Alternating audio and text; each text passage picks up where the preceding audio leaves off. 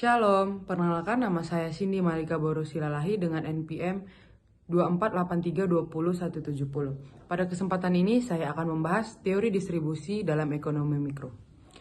Teori distribusi adalah cabang dalam ekonomi yang mempelajari bagaimana pendapatan dan kekayaan dibagi di antara faktor-faktor produksi dalam suatu perekonomian. Faktor-faktor produksi yang dimaksud meliputi tanah, tenaga kerja, modal, dan kewirausahaan. Teori ini menjelaskan bagaimana imbalan atau pendapatan yang diperoleh masing-masing faktor produksi yang ditentukan melalui mekanisme pasar atau kebijakan ekonomi. Konsep dasar teori distribusi. Distribusi pendapatan dibagi menjadi dua jenis, yaitu yang pertama, distribusi fungsional. Mengkaji bagaimana pendapatan nasional dibagi di antara faktor-faktor produksi yaitu tanah, tenaga kerja, modal, dan kewirausahaan. 2. Distribusi personal.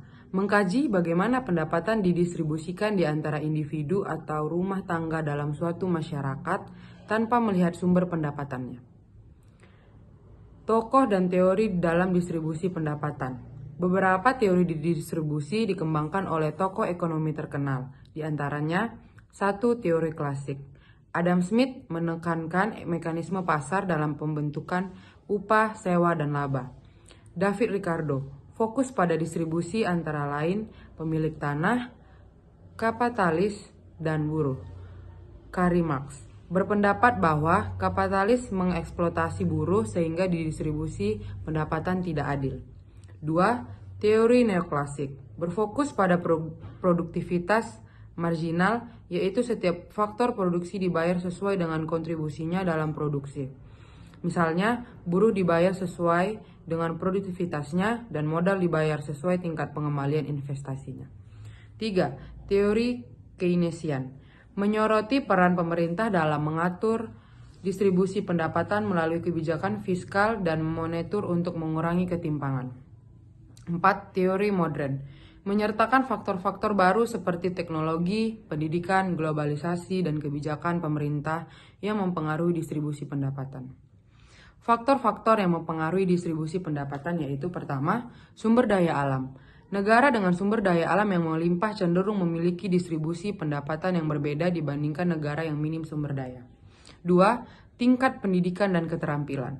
Pendidikan yang tinggi biasanya menghasilkan pendapatan yang lebih tinggi. 3. Kebijaksanaan pemerintah. Pajak progresif, subsidi, dan program kesejahteraan dapat mempengaruhi distribusi pendapatan. 4. Teknologi. Kemajuan teknologi dapat menciptakan kesenjangan karena tidak semua orang memiliki akses atau kemampuan untuk menguasainya. 5. Globalisasi.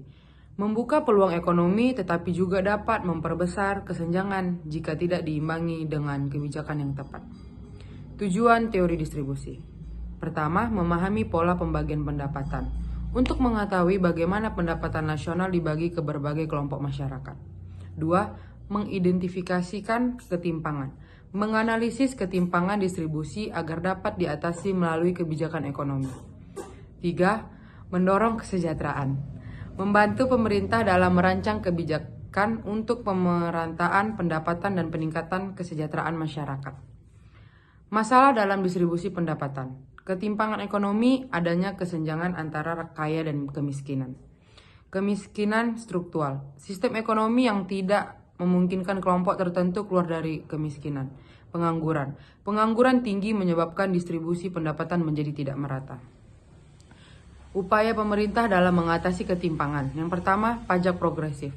Pajak lebih besar dikenakan pada golongan kaya. 2. Subsidi dan bantuan sosial untuk membantu masyarakat berpenghasilan rendah. 3. Peningkatan akses pendidikan dan kesehatan untuk memperkuat sumber daya manusia. 4. Program pemberdayaan ekonomi seperti UMKM dan pelatihan kerja. Yang terakhir, saya akan membacakan kesimpulannya.